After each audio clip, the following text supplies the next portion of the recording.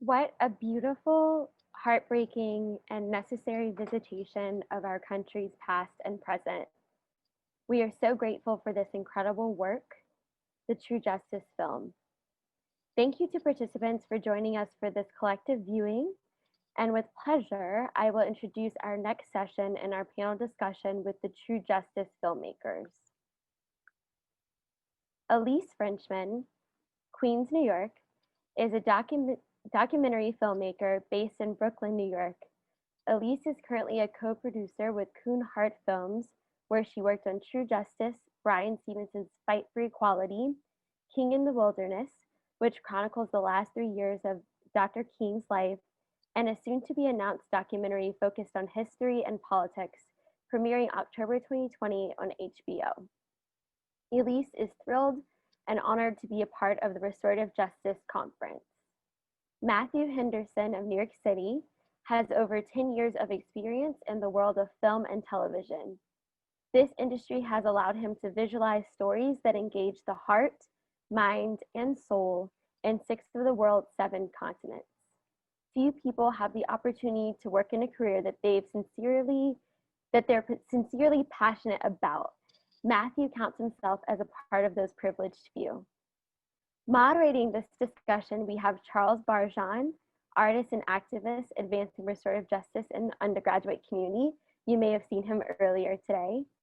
And Miraya Burka of New York City, drama and dramatic writing student at NYU, who is working for a more diverse and inclusive film industry. You guys can take it away. All right, welcome back, everybody. I'm glad to be back. Myra, I think you have the first question. Sure. I just wanted to say what really resonated with me about this film. Thank you so much for being here, Elise. I think its power to humanize the people directly affected by the criminal justice system is so important. And, by hearing from Anthony Ray Hinton, hearing the pain in his voice as he recounts his time being incarcerated, by hearing Bryan Stevenson discuss the people he's represented, those individuals become something the criminal justice has never seen them as, which is as humans. So thank you so much for telling this story. I just wanted to ask first, how did you get involved in this project? Yeah, first of all, thank you to Shelley and the Restorative Center for showing the film and having us. I think Matthew, who I worked on this with, is running a couple of minutes late. But I got involved. I had worked on a film about Martin Luther King in 2017, and the directors of this film, I had worked with them on that, and they asked me to come on as a producer for the Bryan Stevenson documentary, which they had been trying to get access to, basically, and gain his trust for a number of years at that point. So it was a really great moment where we sort of all came together and decided to make this film. And we had quite a small team. It was only about like 5 or 6 people. So we built it at that point, and it was a 2-year production. And it was definitely, I think, the most memorable film and transformative personally that I've ever worked on. And that really leads into the next question that I have, and it's really from an artist's standpoint. How did you go about organizing this film? Yeah, that's a really great question. So first of all, our editor, Maya Muma, who is just brilliant. She's edited the 6-part OJ series. She edited the King in the Wilderness film as well, done a number of things. So we really saw, as you just saw in the film, there's kind of 3 layers to it. So there's Bryan's personal story, there's the story of his clients like Anthony Ray Hinton, and there's this larger narrative of racial difference. And it was really a puzzle for how we're going to tell all of these stories, which are very emotional, especially those of his clients, while also being able to intertwine all of the history. So it kind of, went through many different variations. But in the end, and Bryan was sort of advising throughout, we wanted to centralize the narrative because we see that as his ultimate work. And then his personal story just helps sort of like support that. And so how much freedom did HBO give you guys to tell the story that you wanted in terms of editing and directing? Yeah, that's another great question. We had a good amount of autonomy. Basically, we did it up and through maybe a fine cut, which means that the film is structured and it's there, but it needs some maybe like finessing and maybe some reordering and whatnot. And at that point, we show it to the executives who, I'm sorry, my phone is ringing. Anyways, we show it to the executives and they sort of give notes, but they were incredibly pleased the entire time. So we didn't run into much difficulties.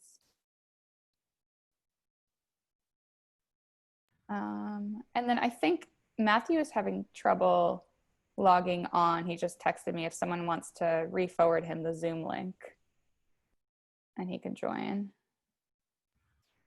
I think somebody will get around to that.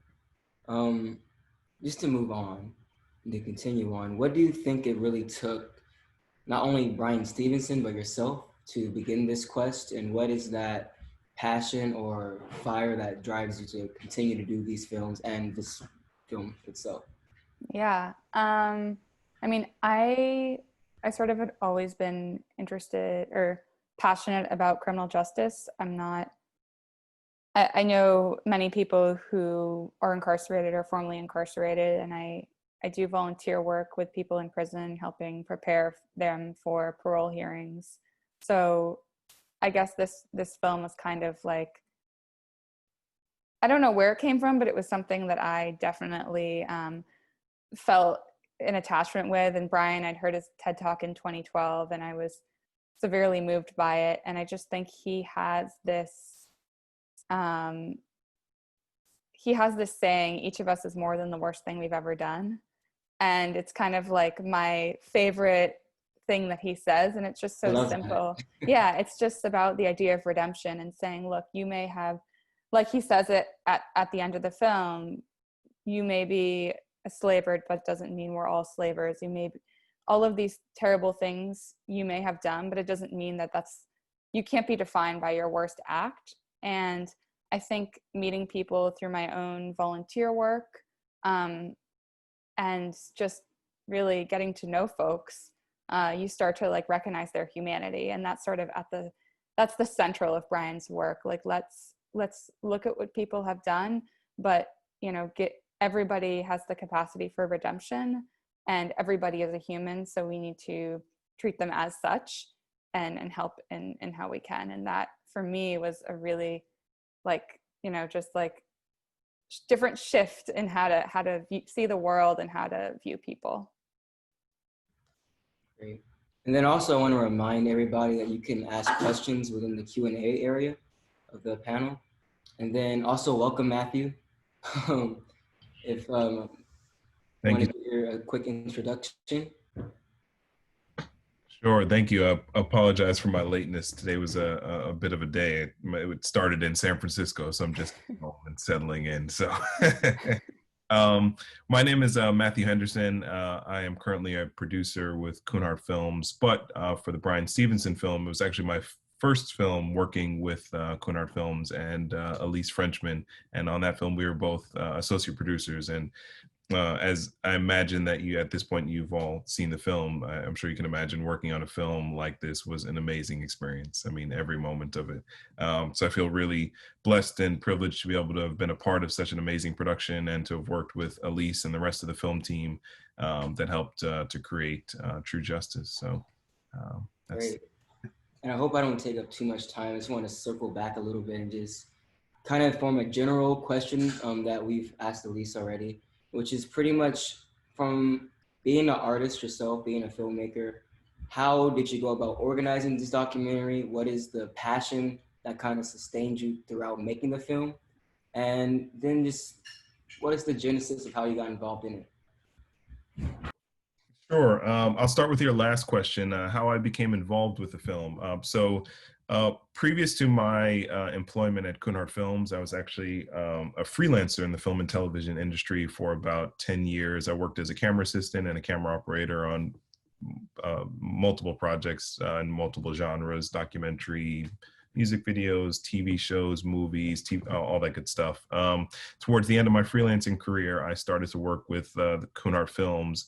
The very first film I worked with them on was the King in the Wilderness film about the last 3 years of Martin Luther King Jr.'s life, and just really developed an interest and also a just kind of like a kindred spirit with the owners of the company. I really liked the way they ran the company and the types of films that they did, and the treatment that they brought to their films. You know, they weren't this kind of like it was not a surface kind of just like survey approach that they took to their documentary films. There was really a personal, intimate, unique, just personable approach that they took their films, which I really enjoyed. So I reached out to them to see if they had any room for me on their staff, and they opened up a position. And that, like I said before, first position was for the Bryan Stevenson film. And it's interesting because for me, the experience, you know, I had a lot of experience in film and television prior to working with Cunard Films, but none on the production side. So, you know, to your question, you know, how did, you know, we go about organizing the film? I was really learning a lot on that film, even though I had been in the industry for 10 plus years.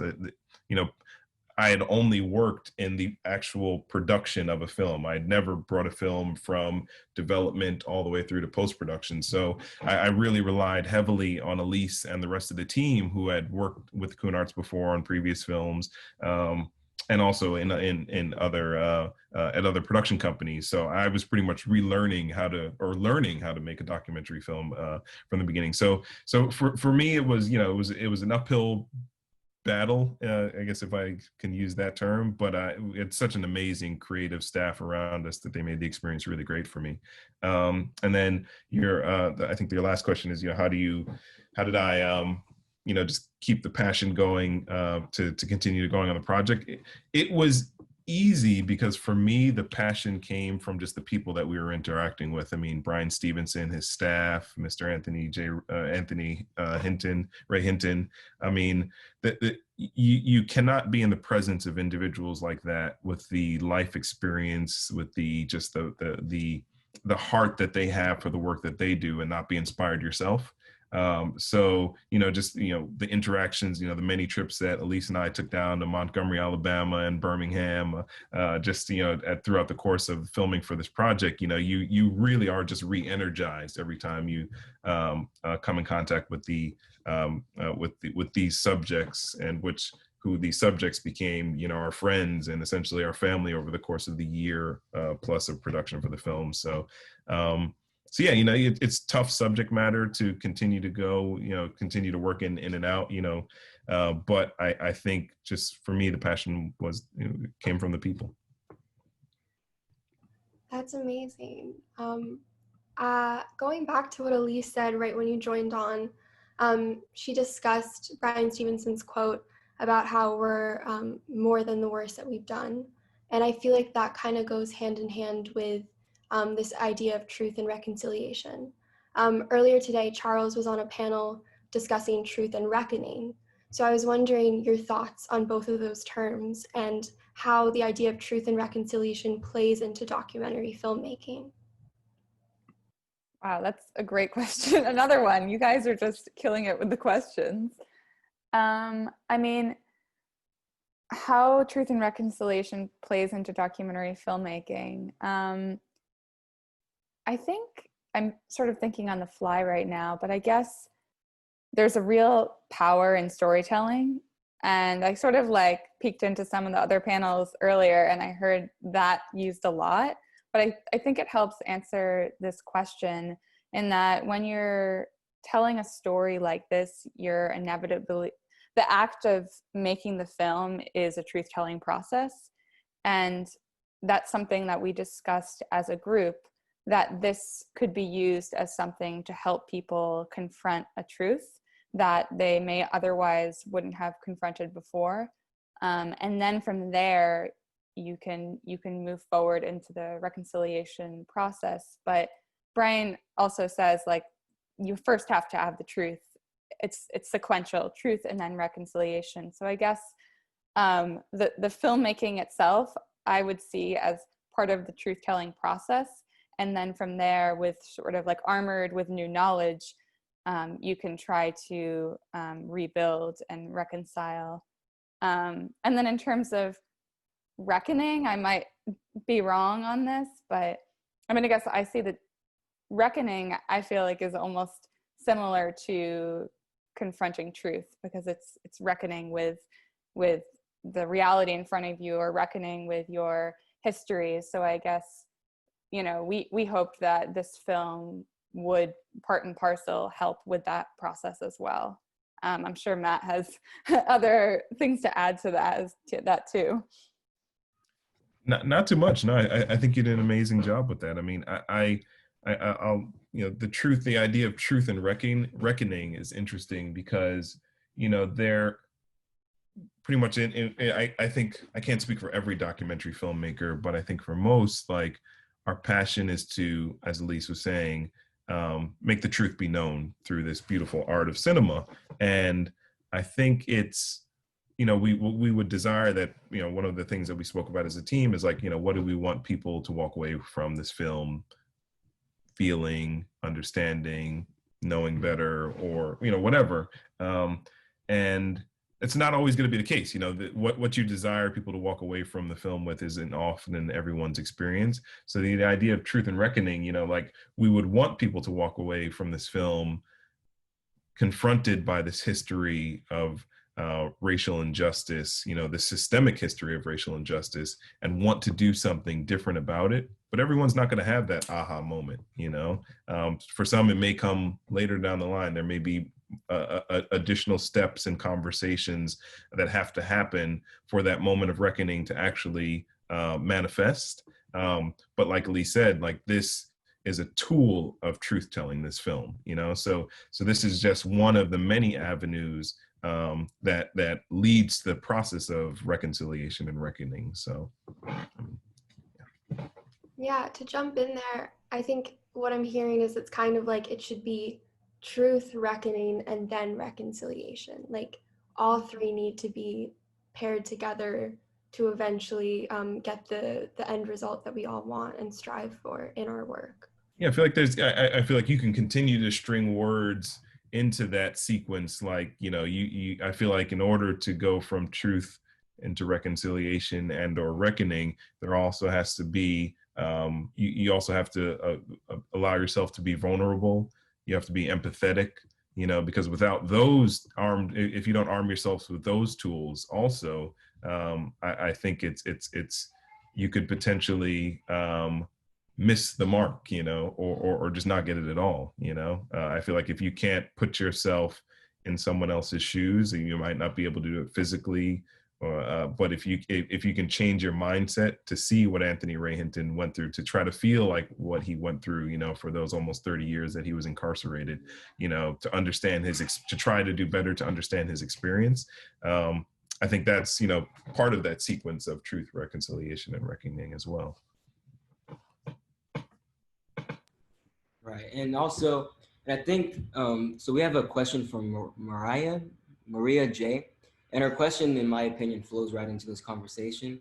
And first she says, thank you for this film. It is a cathartic and an invaluable piece of a truth and reconciliation that is long overdue. Then she goes on to say, what are some of the most powerful ways you have witnessed this film open hearts and change minds? That's, I guess, I mean, the way that we've physically seen it is by doing discussions like this. And before the pandemic, obviously, they weren't over Zoom, they were in person. And I remember one discussion that I did in Connecticut at UConn, and there's a prison nearby, and one of the COs actually came to the screening. And he watched it, and we were doing a Q&A like this at the end. And he said he was just sort of like interested, saw it, decided to come, didn't really know much about the film. And then he said that he'd like to bring this to the academy where they train corrections officers, because he saw, he'd been in corrections for like 3 decades, and he saw that they tell you something at the academy, and then you go into the prison and you're told to forget everything. And what they're missing is this, as Matt said, like these tools of empathy. And he sort of, that click sort of came as he was like working it out during the Q&A and realizing that using things like this, like films that really draw at emotion, can help to change somebody's perspective as they're, you know, moving from the academy to a corrections institution. And I think that for me was like the most powerful, direct sort of like opening of a heart that I've witnessed after this film.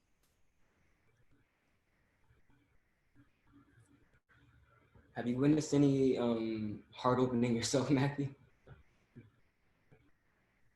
I'm trying to think of a concrete example. I mean, for me, like some of the this was an interesting moment. This was a screening that I attended actually in Pleasantville, New York, not too far from where the kind of the base of the production company exists, and it was actually a screening for high school students, and you know, everyone walks away from this film with a different experience, obviously, you know, because we're approaching these films with our various lenses, you know, whether they be cultural, whether they be educational, whatever they are. And for me, when I attend screenings, I actually like to sit in the back of the theater because I like to see people's like both physical and physical reactions, like to see, you know, the parts of the film that like they really engage with. And there was like a group of like probably like maybe 6 or 7 boys who were sitting in like the not the last row of the theater, but close to the last row of the theater. And for like the entire film, they were kind of like, you know, it seemed like they weren't paying attention. You know, they were kind of talking, joking, looking around. But when it came to the Q&A towards the end, one of those kids in the back row, he asked this question, and yeah, it blew my mind. I mean, it wasn't like I don't know. It was a question that was so interesting that it came from like someone who I thought wasn't paying attention. And he actually referenced one of the archival pieces of archival footage that was in the film. I don't remember exactly which one it was right now, but you know, he asked the question, you know, why during the when there was the sorry, I'm lost for words. During the push to desegregate schools, he was like, you know, why did white people at the time hate Black people so much? I was just like, you know, it's like, whoa.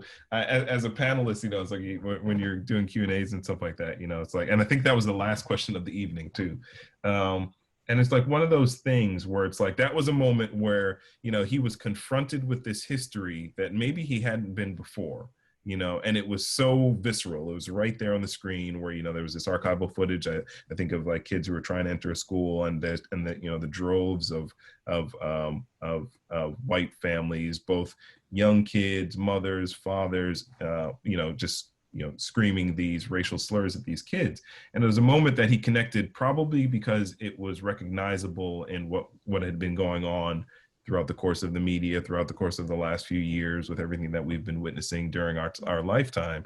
And maybe he made this connection of where he was living currently and what was in a time that we think we've moved past. You know, so watching him make that connection, and I remember afterwards I spoke with him just privately a bit more about that. But you know, it's this idea of confronting history that maybe isn't really, I mean, sure, it's history in the sense that it occurred in the past, but we're still reliving so many of these things. And to see some of these younger kids making these connections, it's heartbreaking, but it's also encouraging to know that, you know, they will try to do more to understand their history so that they can, you know, try to do better. So Indeed. I don't know if I answered your question, but that was just a moment that I remember witnessing. And that it makes a lot of sense too, because like the panel I was on, the Truth and Reconciliation earlier today, we were talking about unknown truths. And that was one of the points we talked about that I brought up, which is a historical bias that still exists, even though that it was in antiquity and what's starting to feel like antiquity, even though it really isn't, it's still occurring today. And we can't really act like it's not. So these things can be studied and they can be actually corrected if we apply our truth to it, in my opinion. But we'll move on with the next question. And I believe it's your question, Mariah.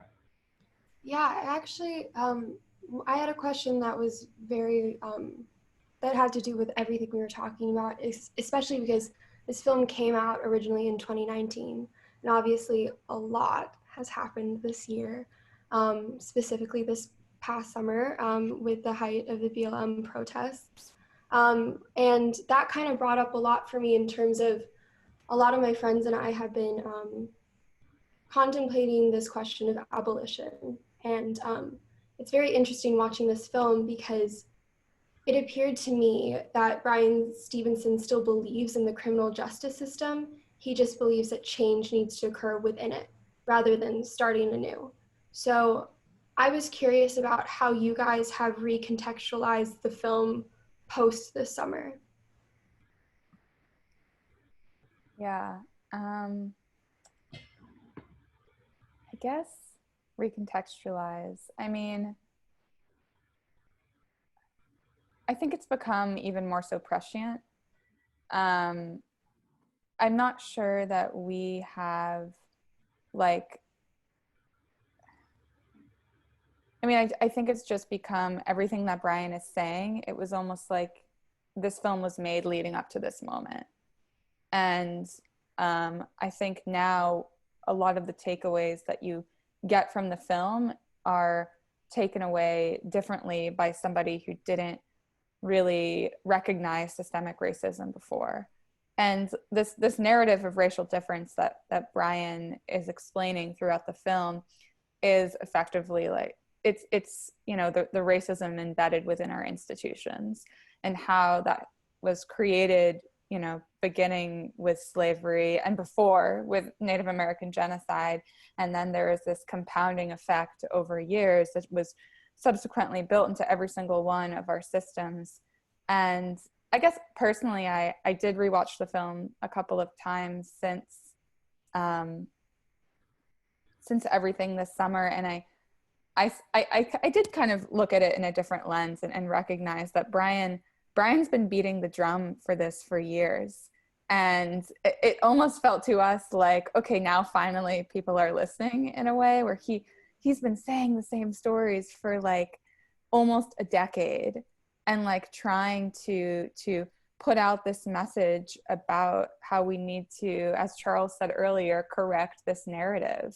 And the only way to do that is by looking at our past and then having hope for our future by arming ourselves with this knowledge of history and this understanding of why we have this, injustice embedded within every single institution in this country. So I guess definitely like the takeaways became more poignant since everything that's happened this summer, if that answers your question.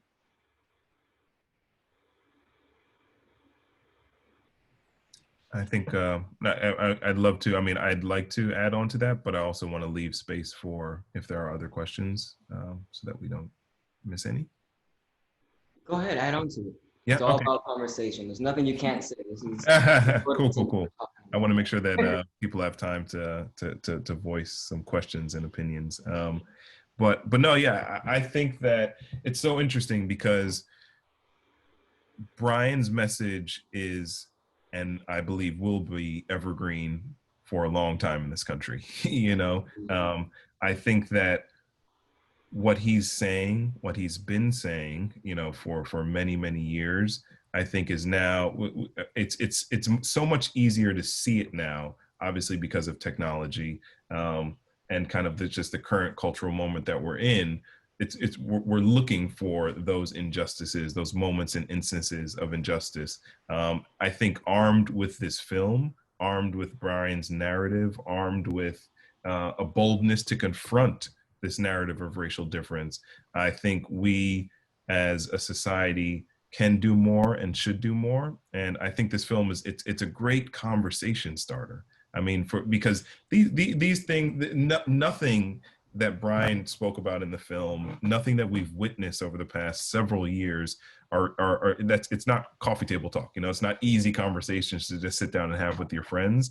But I think Bryan gives us an avenue to begin that conversation, you know, in a way that's respectful to everyone's ideas and the way everyone thinks. And the bottom line is truth is confrontational. You know, so even just Bryan's thought or the notion that we are all more than the worst thing we've ever done, you know, it sounds so simple, you know, but when you actually sit down and start to have that conversation and someone confronts you with, okay, so someone murdered my daughter.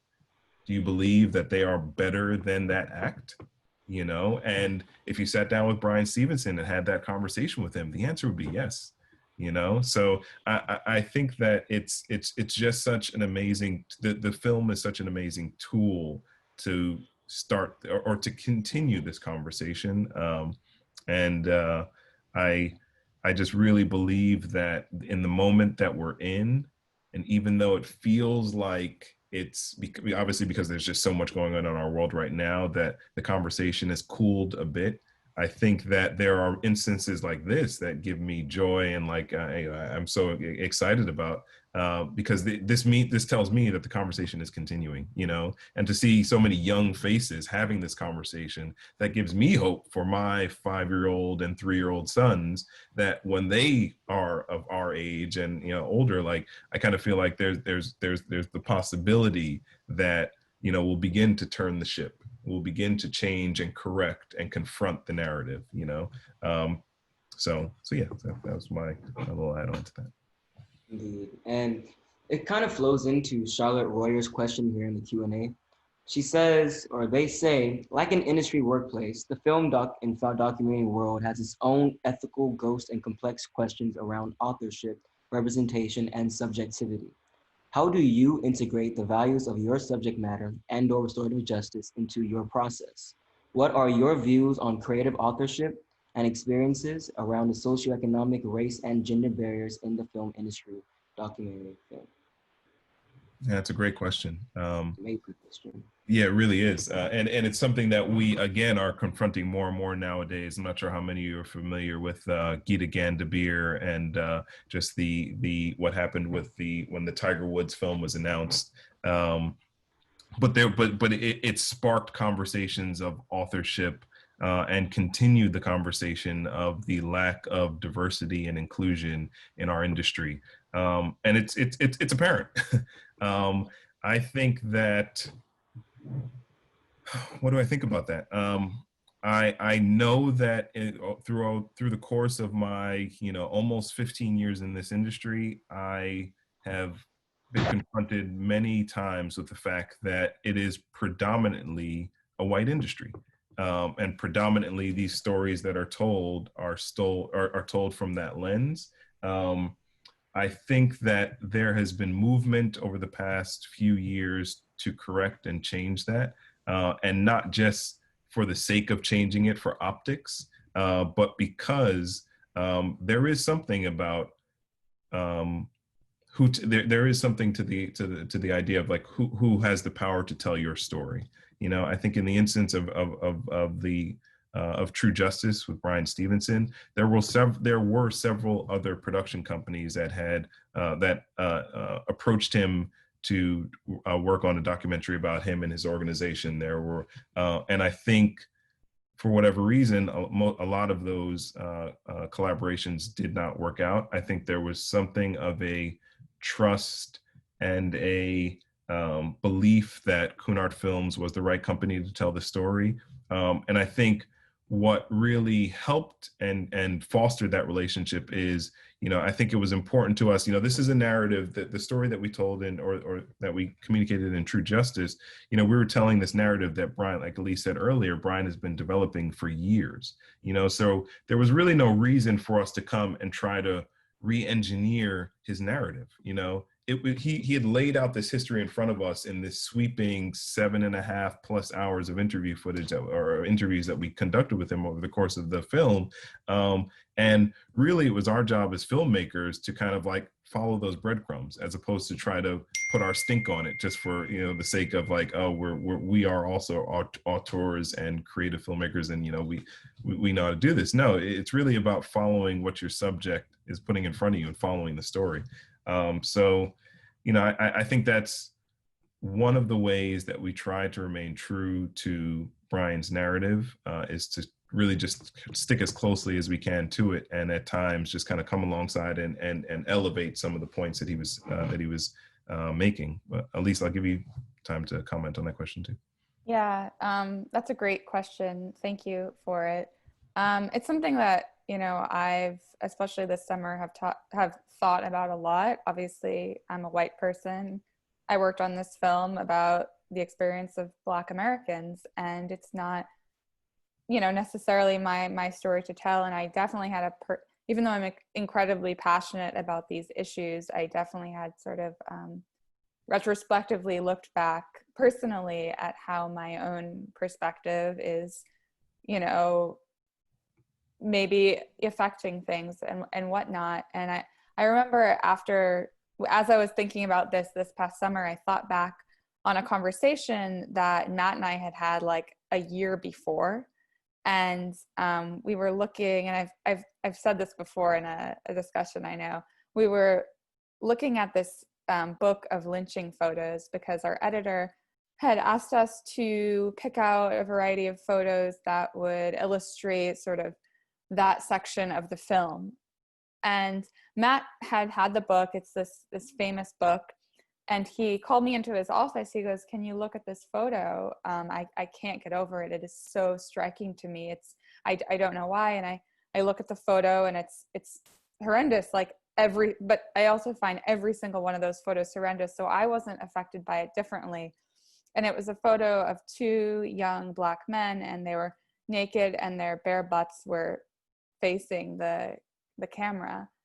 And so we go home that night, and then we come back the next day, and Matt says to me, "I realized why that affected me so much. I saw my sons in that." And that moment led me to realize that experience is something that I can never see. And if Matt was editing the film or directing the film, he would use that photo much differently than how a white person would use it. And so for myself, that led me to realize how I'm limited by, you know, my own perspective. And it's important to have these conversations because it's not just about optics, as Matt was saying. It's about, you know, your background affects how you tell the story no matter what. In this film, we stayed very, very true to what Bryan was saying, but regardless, I think these conversations about perspective are important to bring in that way, and how it does change the storytelling. Yeah, and I don't think it disqualifies anyone as a storyteller from being able to participate in the process of filmmaking. But I think there is something so special about how collaborative an art documentary filmmaking especially is, and the need for a chorus of diverse voices to tell that story.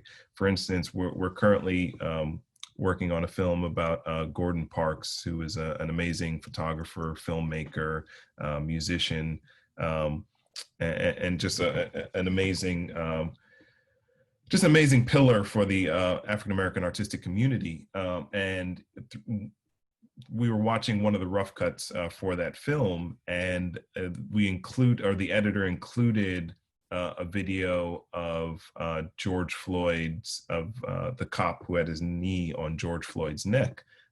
It was during the section that was talking about kind of injustices of the past and how they mirror injustices of the present. And a lot of the production staff, like producers, associate producer, and myself on that film, we kind of reacted very strongly to seeing that image during that in that part of the film. And we had a conversation amongst ourselves, and then in one of our team meetings, we spoke to the director and the editor about why it affected us so much. Me personally, I decided that when George Floyd was murdered, I was not going to watch the video. you know, I just made a conscious choice not to, because I couldn't do it anymore. I was tired of seeing Black men being killed at the hands of the police. And I thought it was irresponsible for us as filmmakers to be, to potentially force a viewer to see something that they had made a conscious choice not to see, you know? So I was like, because if I made the decision not to watch it, I'm sure that there are others, and not even just African Americans, there could be just anyone who decided just not to watch that. And I think for us to force that imagery upon someone, and it wasn't done maliciously or for ill intent, but I think it's just more, it just speaks to a different ethical maturity level that filmmakers have to have moving forward about some of these triggers that culturally may affect or may affect one culture more than another, or one person more than another. So. And you sort of touched on this, but I'm just curious because, of course, in True Justice, there are very graphic photos and videos that are within it. So how do you make that decision of what to include and what not to include, and where do you draw the line? You want to go first, Elyse? Yeah, sure. I guess for True Justice specifically, we spoke a lot with EJI, and they actually helped provide us a lot of the imagery. And I remember for the lynching section in particular, there was an instance on a different program where lynching photos were shown in sort of this, not the correct way. And EJI spoke to us about that, and they sort of guided us in, you know, with the words that are being said underneath showing these images are very important, and let's make sure to stick to Bryan's narrative and to the history and not use them in sort of a sensationalistic way, but use them as a point of truth. But again, it's hard to answer the question, because it does, as Matt was saying, force you to look at something which maybe you don't want to see again. And I think the questions we're always asking is, so what does this photo do? Does it show the reality of history, or is this continuing to create more injuries, like watching the video of George Floyd? And I don't know the answer to that question. I think it's something we constantly confront as filmmakers, and it's you know, it will affect people differently as well. So you might upset somebody, and you might help somebody learn at the same time. And it's just finding, you know, navigating it as you go. Yeah, it's a delicate balance, because there really is no right answer to the question. You know, it's just, you know, I feel like if you have a film team, or you know, for instance, like the team that was working on True Justice, you know, like Elyse was saying, we had many conversations about how to present these lynching photos, and one of the themes that we kept coming up with, and it was something that, you know, we pulled from Bryan's work, was that when we focused on a lot of those lynching photos, we focused on the complicity of those who were there, as opposed to the brutality of the incident. Now it's virtually impossible to escape the brutality of the imagery, just because of the nature of that violence that was perpetrated on those African American folks. But I think what we tried to really do is not, and it wasn't attacking those individuals that were there, but it was just to shift the lens from these battered, beaten, broken bodies, and try to better understand.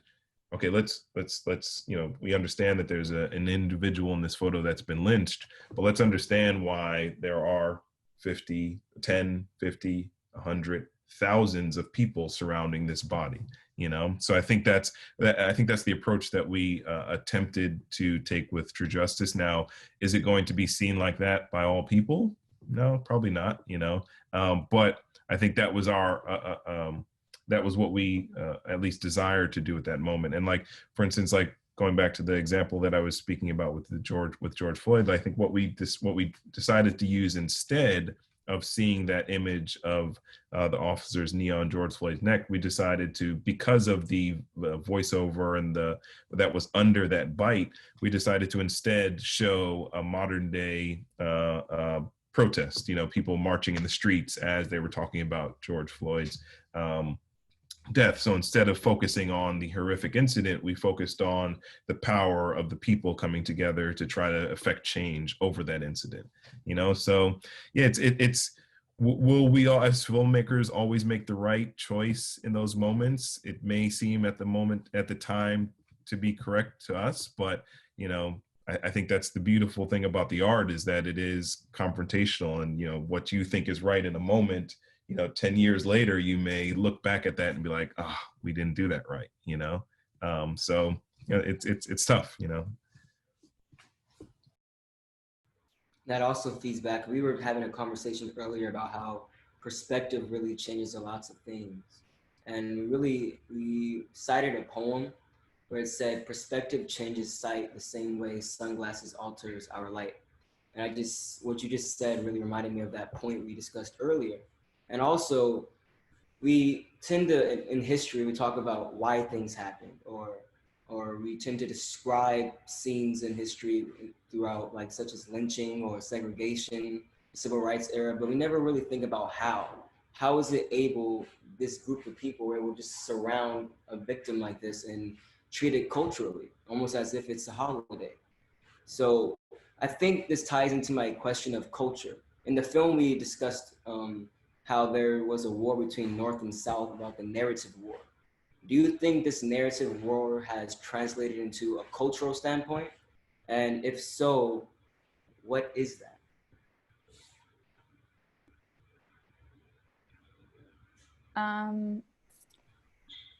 Yeah, I do think it has translated into a cultural standpoint, as in, Bryan says that the North won the Civil War, but the South won the narrative war. And when he says that, he's basically saying that there is still this myth of racial superiority that is going to infect our nation until we do something about it. And I think that sort of myth, that narrative of racial difference, you still see it in every instance in culture. You see it within implicit biases in people. It's kind of a strange personal experience, but I just moved from Queens to Brooklyn. But when I was living in Queens, I was supposed to go to Kew Gardens in Queens to this pottery class with my friend. And the walk is 2 hours, and you go through a lot of lower income neighborhoods. It's a fine walk. My friend and I wanted to take it, and my friend's partner, he said to her, no, you can't take that walk because it's too dangerous. You'll be going through all of these minority communities. And he is white. And I looked at him saying, why are you inherently associating Black people with dangerousness? And Bryan talks about this presumption of guilt and dangerousness. And I see that as sort of this cultural phenomenon that has come from this narrative of racial difference. And I was sort of seeing it in my best friend's partner. It was just like so vivid right there. It made me sick. And he just kind of had no idea. And I think these little instances just permeate throughout our society, and hopefully sort of the reckoning that's going on now, this talk of implicit bias and systemic racism, I hope is maybe people are starting to look inward a little bit more, but that's definitely how I see it, within our more cultural sphere. Yeah, no, I think that's good. I think, I agree, Charles, that I think that the narrative has shifted into more of a cultural battle, in the sense that, like, I think about what popped into my head as soon as you said that was the people who defend flying the Confederate flag or these Confederate memorials that are around the country. And they say that the reason why we're defending it is because this represents our culture and our history. But if you look at the truth behind that history, it essentially is them still trying to stand by, the narrative of racial difference, and the idea that those racial biases are still still kind of permeate their ideas and their thinking, you know? So, I think what we've done is, as a culture, is we've gotten more technologically advanced. We've gotten smarter. You know, we feel like we're doing things better and more efficiently. But what that also allows us to do is better mask our true selves. You know, so I think we haven't done a good job of, in this country, and Bryan says this in the film, of really looking inwards, as Elise said just now, and confronting the things that we've done in this country that we know, and you just know that these things were wrong. The Native genocide, you know, the enslavement of millions of African Americans in this country. But I think it's masked by this defense of culture, and I'm kind of babbling here, but it's just masked by this idea that it's not wrong. This is our culture, and we accept the fact that there are cultural differences in people, but I think we've kind of poisoned the use of that term a bit, and now used it to our advantage in some instances. And that answers the question, because then I have to go into the question about your spectacle and your perspective. How exactly has this film changed your overall perspective of justice? What now, post making this film, is justice to you?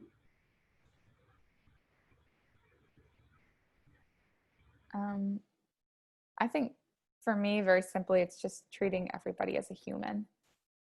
And Bryan definitely taught me that no matter who you are a human. No matter what you've done, you are a human. So if we can treat everybody with humanity, then I feel like we've achieved some sort of justice. I guess that's what it means to me after going through this film. I think for me, I struggle with it, because justice is equality, fairness. Justice is forgiveness. Justice should be blind. It should be equally dispensed to all of those who are who come into it and come into contact with it. But it oftentimes is not, and I just struggle oftentimes more than I care to admit, just with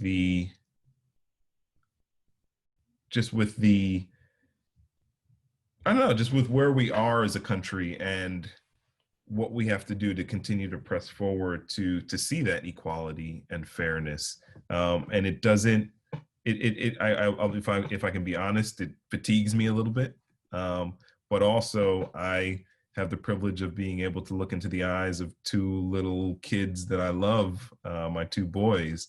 And I think that pushes me to want to see that equality and fairness and forgiveness administered in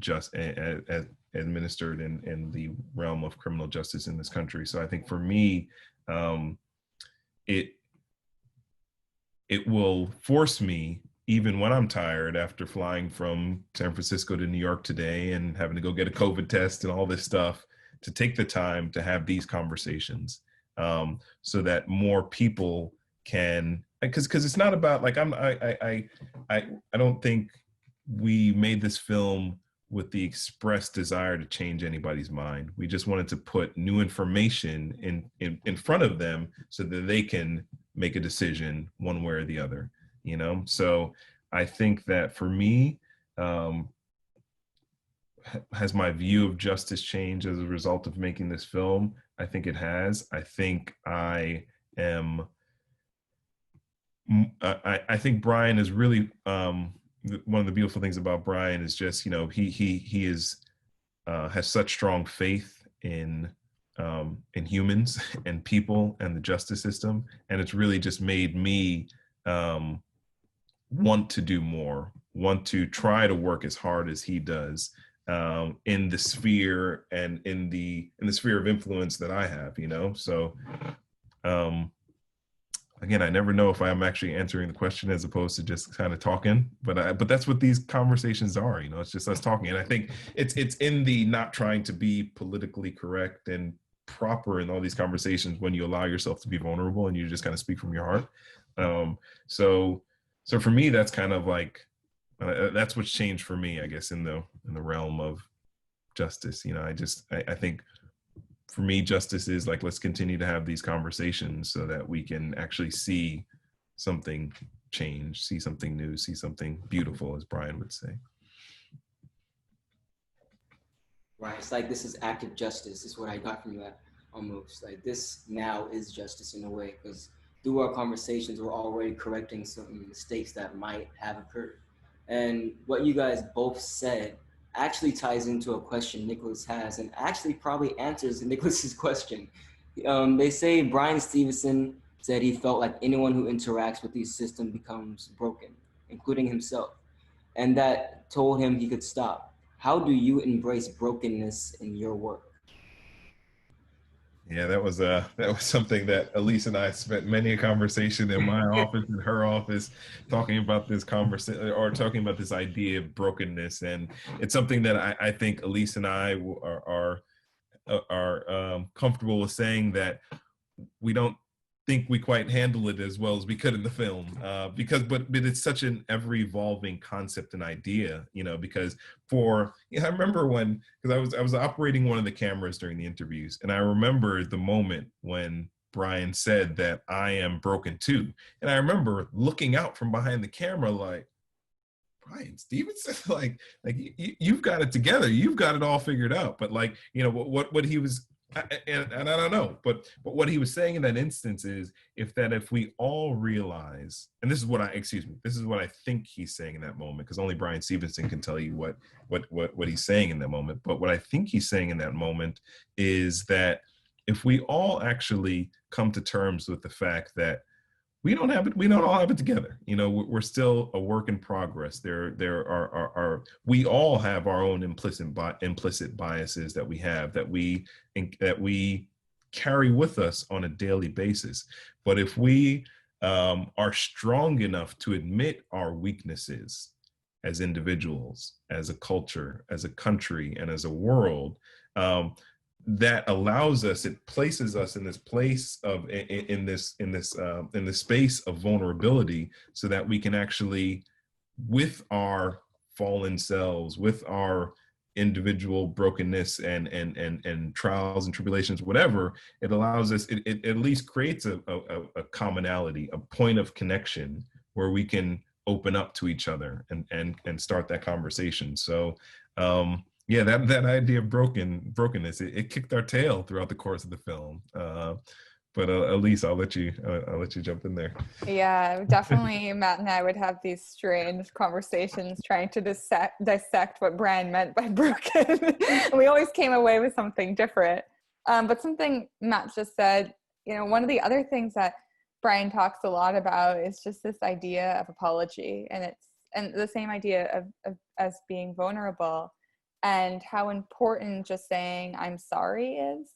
And one of the things in the film that always hits me is when Anthony Ray Hinton says that they never apologized for his, you know, wrongful incarceration of 30 years. Nobody ever said I'm sorry.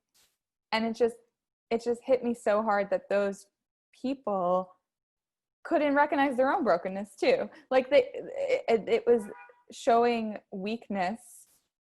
Like I think that Bryan is trying to say, by showing weakness, that's actually a point of strength, and by showing vulnerability, that's maybe a point of strength, but that's not really how a lot of things in our world are working. And that's not how the attorney general was working, and the judge, and all of those folks.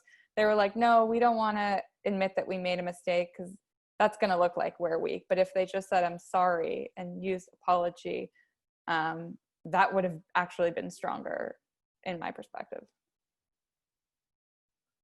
Thank you both so much. This was such a lovely discussion, such a lovely film. I really appreciate you guys being here and talking with us.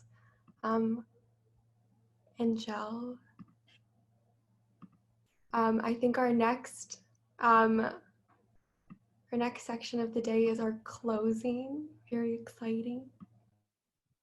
Well, thanks all. That was amazing. It was great to hear everyone's robust perspectives and moderators' fantastic job.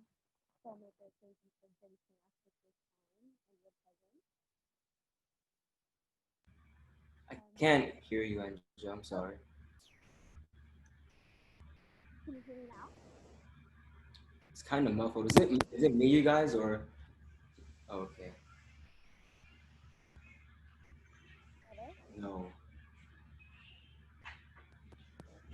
Might be your headset, maybe? Perhaps. Is that better? Yeah. Okay, I'll just ditch the earphones. Thank y'all. That's what I was trying to say. Was thank y'all so much for gracing us with your time and your presence. It was great to listen to y'all just vibe and discuss. And I was gonna share. Can I get screen sharing either Shaylee or Nicholas? Thank you guys for this conversation before we close out. I'm really appreciative and grateful that I was able to be in this discussion with you all. So my pleasure. Thank you guys for Yeah. continuing the conversation. Thank you for having us.